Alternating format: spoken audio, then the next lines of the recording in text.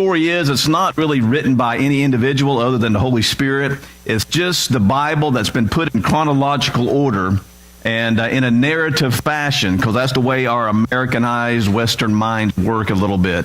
We like to read the beginning and go to the conclusion. So what we're doing for this good part of this year is seeing the overall big picture of what God is trying to accomplish in the world and our part in the story. So it's God's story, but he's got a place for us in his story. So we hope that you're jumping in with us as we continue our study. At this point in the story, last week we have talked a little bit about Moses, and we're laying Moses to rest today. And now God has somebody else in mind that he needs to take over the leadership position of God's people, the Israelites. And that person is Joshua, one of my favorite Old Testament characters. You'd never know that, just named my firstborn son after him. But I've always loved Joshua, and so God is calling Joshua to be the leader. Now, Joshua is about 40 to 50 years younger than Moses. And so he's kind of the next generation leadership that has taken place. And so he's at the precipice of standing ready to claim that position that God has called him to do, to lead God's people into the Holy Land, or the Promised Land, or Canaan, the land flowing with milk and honey. Now, with Moses, they have gone through the plagues, released from Egypt, they've left Mount Sinai, they've traveled, and now they are ready to go into the Promised Land. Well, 12 spies were sent into the land. Now, the purpose of the spies going into the land was not to say, well, can we do this or not? The purpose was so that they could be able to see that everything that God said about this place is true. It's a land flowing with milk and honey, which is a symbolic way of saying this place is fertile, be easy to feed people there. In a kid's mind, it might be the land flowing with chocolate rivers and candy bars and lollipop trees and stuff. So this was a phenomenal land that God had promised to Abraham centuries before, and now the time has come for the fulfillment of that.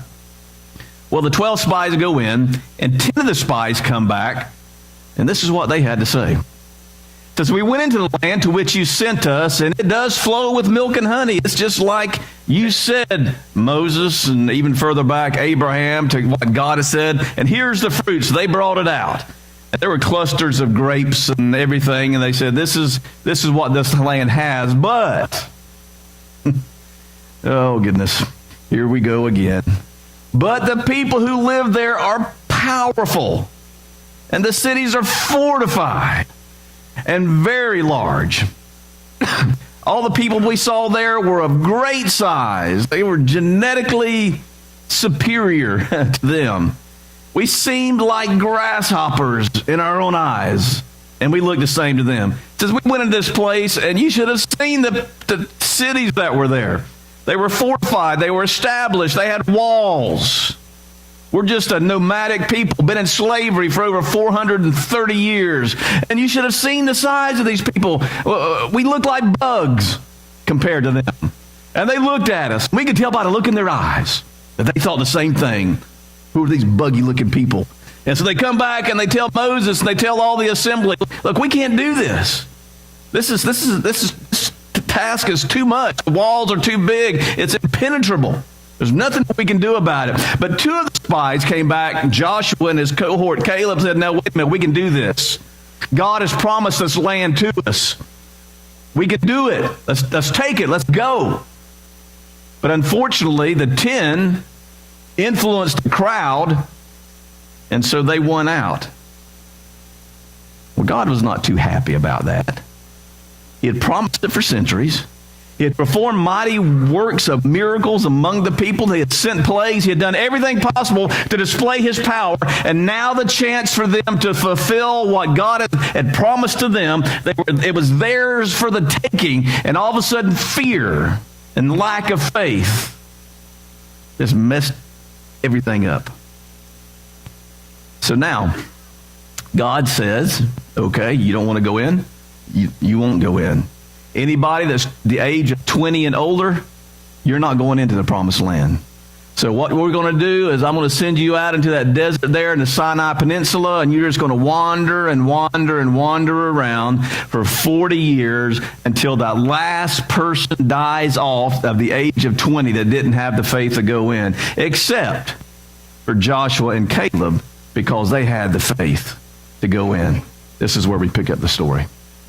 Moses, my servant, is dead. Now then, speaking to Joshua, you and all these people, get ready to cross the Jordan River into the land I'm about to give them to the Israelites. I will give you every place where you set your foot, as I promised Moses. Your territory will extend from the desert to Lebanon, and from the great river, the Euphrates, all the Hittite country, to the Mediterranean Sea in the west. No one will be able to stand against you all the days of your life. He says, Joshua, as I was with Moses, so I'm going to be with you. I will never leave you, nor forsake you. Be strong and courageous, because you will lead these people to inherit the land I swore to their ancestors to give them. Be strong and very courageous. So now 40 years has passed. Joshua is now the next generation. That other generation, the unbelieving generation, has died off. And now Joshua and the people that are left are the next generation. And God comes to Joshua. He says, now I want you to be strong. I want you to be courageous. And he mentions this to Joshua 4 times. Well, why would God do that? Was Joshua slow of learning? No. Because Joshua's going to need it. Because Joshua knew what lay ahead. Joshua was one of the 12 that originally had gone into the city. He knew about the fortified cities. He knew about the people that were there. This is going to be a very traumatic time for the nation of Israel. You'd think, well, why would it be traumatic? They've been wandering for 40 years. Yes, they've been wandering for 40 years. It might not have been a great lifestyle, a nomadic lifestyle, but it was a lifestyle they'd become accustomed to. And now Joshua is coming and saying, look, we're going to do things differently. We're going to be a people of war. We're going to be a people of conquest.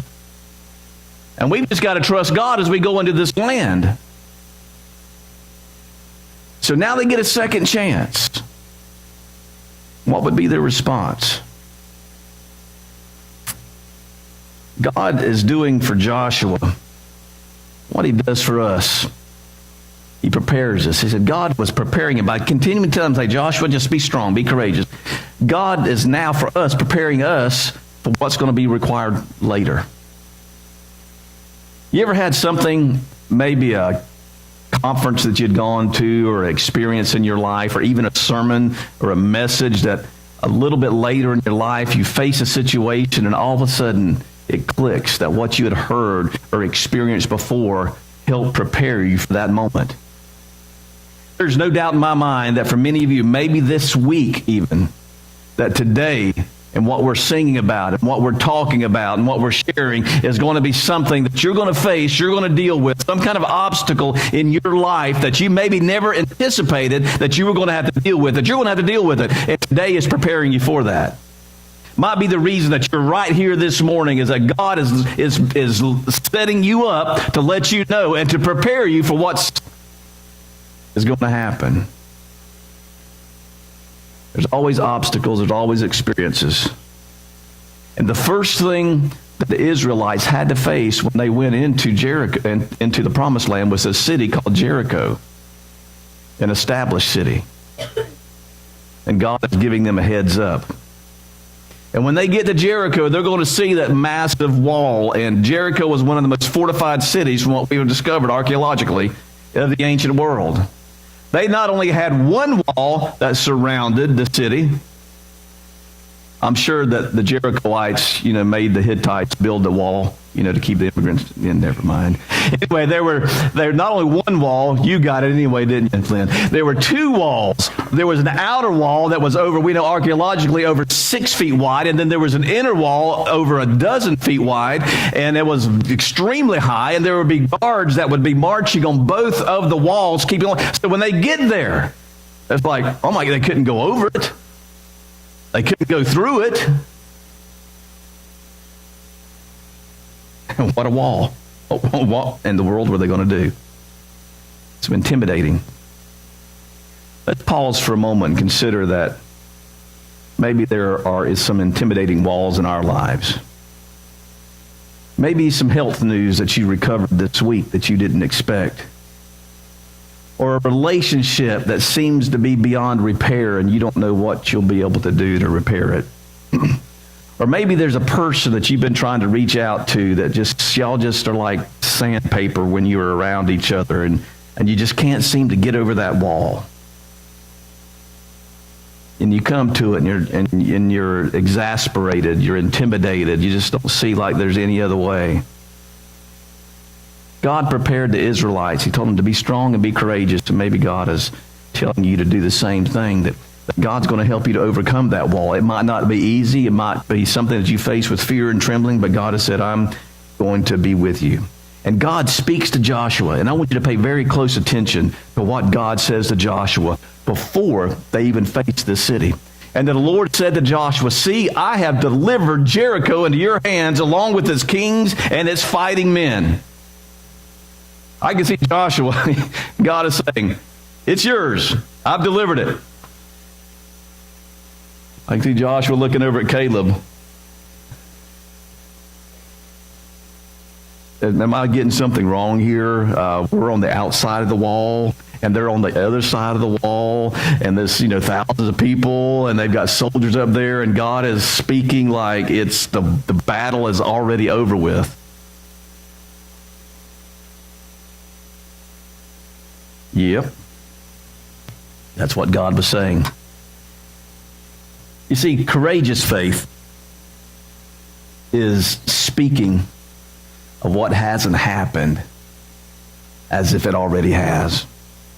If God has said something, you can take it to the bank. Now, if he doesn't say something, you can't. But if he does say something, you can take it to the bank, even though you don't see it at the time. For 2,000 years, we have been talking about the second coming of Jesus Christ. And maybe you've not thought about that much lately. But the scriptures have told us and promised us that one day Christ is coming back to this earth for his church and for those that have been faithful to him. Now, you can go on living your life, or courageous faith, real faith, is saying, I don't see it. I don't know how it's going to happen, but I know it's going to happen. It's just a matter of time. And so God is asking Joshua to have that kind of faith that would overcome fears, even when it didn't seem possible. Now, in ancient times, one of the things that God's going to ask them to do is they're going to march around the city, and I'm going to read this in just a minute, and they are to blow these trumpets. Now, there were two kinds of trumpets that the ancient Israelites used to use. They would have silver trumpets that were handmade, and they were always to call people to some kind of special announcement or to give instructions or something along those lines. But the ram's horn, though, was a little bit different. The trumpets were handmade. The ram's horns, of course, were made out of ram's horns, and they were able to make them and blow them. And the ram's horns were always used for a celebration.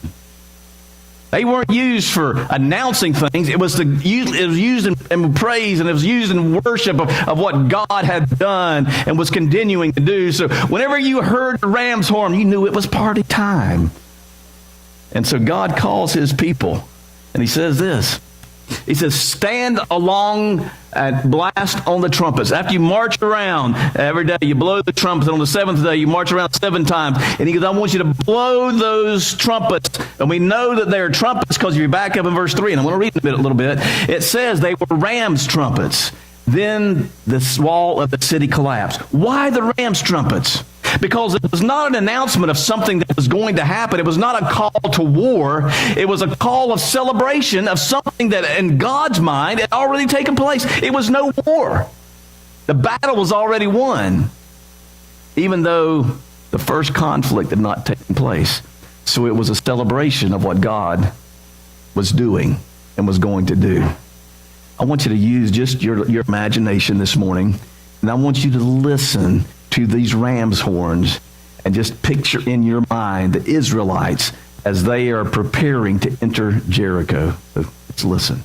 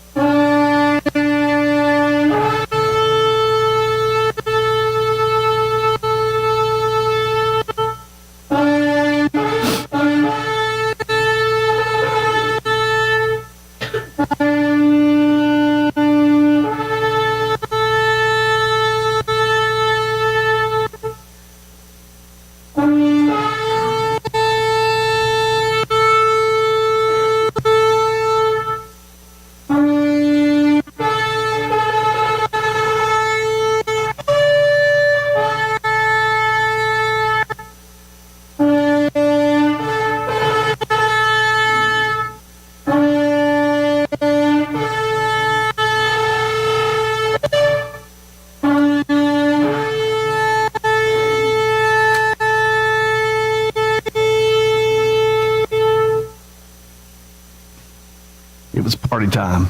God was going to do something. This is the instructions. March around the city once with all the armed men. Do this for 6 days. Have 7 priests carry trumpets of ram's horns in front of the ark.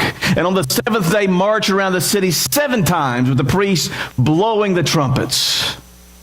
And when you hear the sound of a long blast on the trumpets, maybe with that little bit of tremolo that we kind of heard in there, have the whole army give a loud shout. I don't know what the loud shout was. It might have been, "Yee doggies," or something. I don't know what it might have been. And have the whole army give a loud shout, and the wall of the city will collapse, and the army will go up, and everyone straight in. So God gives Joshua these instructions. Now, Joshua was a seasoned warrior. We'll find out he's a great strategist as he gets into the promised land. For 40 years, he has been waiting for this moment. He's been marching in the desert. He had the faith 40 years previously to go in and take the land. And I'm sure that Joshua had already figured out in his mind how this could happen. He had seen Jericho. Maybe in his mind he had already figured out maybe what was the weak point of the wall and how they were able to do this. And here, 40 years later, God says, "No, I got another plan." Okay, God, what's that plan? He goes, "I want you to get this marching band together, and I want you to march around this city, and then you do it every day. And as you march around that city, I want you to blow those ram's horns. And so I want you to kind of do the jig as you're going around there. And can you imagine the people, the Israelites who Joshua gave these instructions to as they're marching around the town, and they're looking at each other and like, I can't believe we're doing this, but they do it every day. Can you imagine the Jerichoites as the first day, as they started to march, they ran up to the wall and the soldiers, what are these Israelites doing? And they watch them and just march around and they leave. And the next day they do it again and march around and leave. And I'm sure the Jerichoites are thinking, what kind of special section of stupidity are these people out here? They're dancing in the desert. They're marching and they're playing their horns. And God says, "This is what I want you to do." And on the 7th day, God, what do you want me to do? I want you to blow them to horns just one more time. Just really let it rip. Get that tremolo going under that. Blah, blah, blah, blah. Really get it going. And when you get it to that crescendo, what I want you to do then, I want you to shout, "Ye doggies." And then once you shout, he goes, God's like, "Okay, God, what's going to happen? Those walls are going to come down. No ramparts, no ladders against the wall. No, just shout. And the walls are going to collapse." Okay, God, let me get this right. Marching band, walking around the town, shouting. Nobody on the inside, there is one person. Well, what's his name? Well, it's not a he, it's a she. Okay, well, what's her name? Is she some kind of important official that's going to kind of give us some intel on how to take this town? No, her name is Rahab, and she's not on the inside. Well, what does she do? Well, she's a prostitute. Okay, God. So we're going to have a marching band. We're going to walk around this town. We're going to shout, and the walls are going to collapse, and you got this prostitute on the inside that's going to help us. Yep, that's it. God, we don't know how this is going to work. It's going to have to be all you. Exactly. Not going to be anybody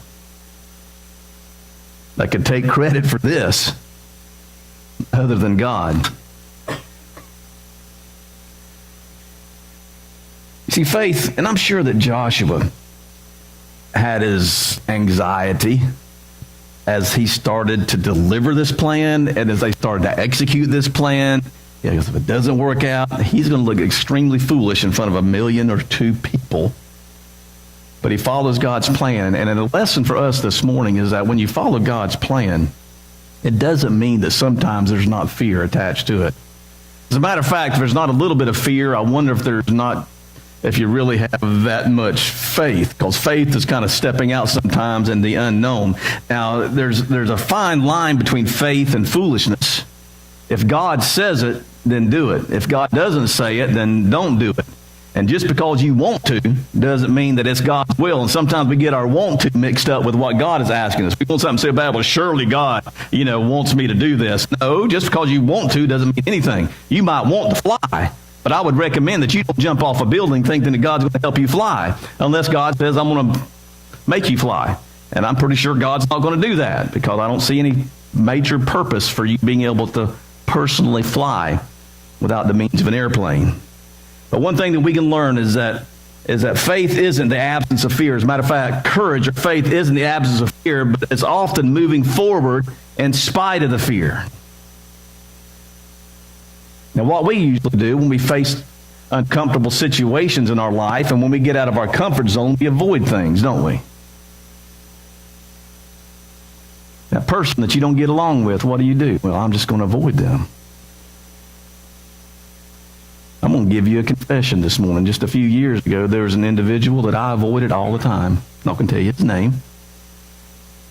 But if I'd go to my office and I saw his car parked out, I would go around the block and see if the car was still there when I came by. I burned up a lot of gas going around the block because I just didn't want to deal with it until finally it was just unavoidable. You ever done that?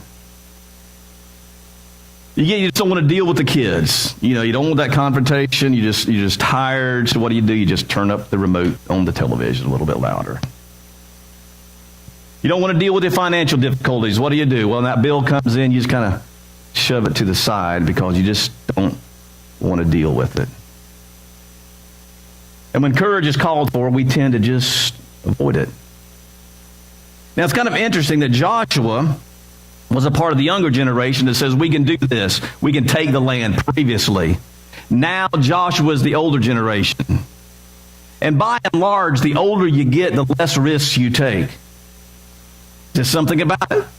Less time to recover, or I don't know what it is. We don't want to take risks. So now Joshua, the circumstances have not changed that much. It was still a formidable city. These people have not shrunk in size any. But now it was Joshua's turn to take the leadership. Do they take the land or not? He's older now. What's going to be his decision? But Joshua still has the faith and the courage of a younger man. The first time around, people saw the obstacles. The second time around, they saw something different. They went from focusing on their smallness to focusing on God's bigness. I think this one statement has as much life-changing power for you as anything that we can talk about this morning. If we can get ourselves to the point that we're focusing on the God that we have more than our obstacles, more than our walls, what phenomenal, dramatic things can happen in our lives. So I'm wondering if God is wanting your story and my story to be about his bigness as we continue to go through this. To understand that he's bigger than our problems. He's bigger than our doubts. He's bigger than our fears.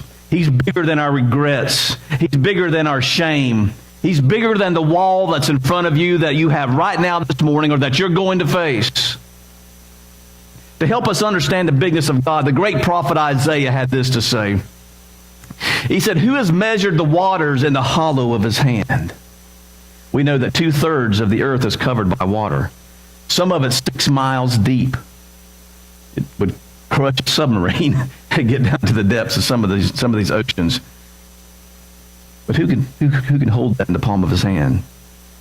There was a time when God, now we can hold about a teaspoon in our hands, but God says, okay, the Pacific, the Gulf, the Mediterranean, all the oceans of the world, who can do that other than God? Or with the breadth of his hand marked off the heavens. Now I measured the breadth of my hand, and I don't have a real big hand, but from the tip of my thumb to the edge of my pinky finger, it's about 9 inches is all. We know this universe in which we live in is very awesome, and we're learning more and more about it every day. We have to measure space in light years. Well, what's a light year? Well, we know that light travels 186,000 miles a second. A second. Pew.